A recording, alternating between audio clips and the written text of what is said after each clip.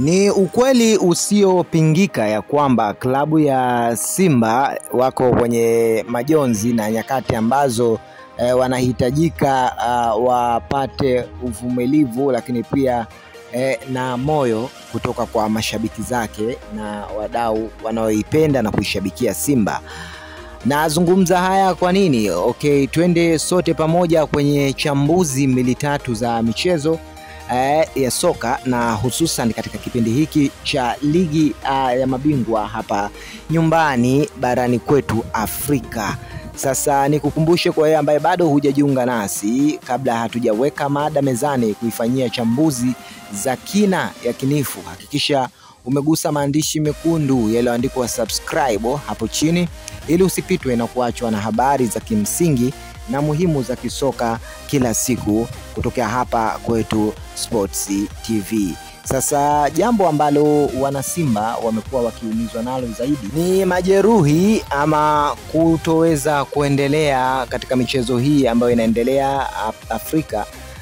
kwa golikipa wao nambari 1, namzungumzia Ping Musa Kamara, ambaye majeruhi yake yatamfanya awe nje ya michezo kwa zaidi ya takribani wiki 8 mpaka 10, ambapo majeraha haya yatafanya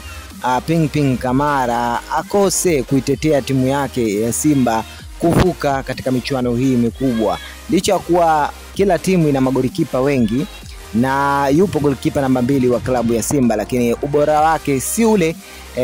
kama ambao Kamara anao, na heshima pamoja na taadhima kubwa ambayo Kamara ameweza kuipata klabuni hapo na uwezo mkubwa alionao Kamara, basi umekuwa ni nafasi nzuri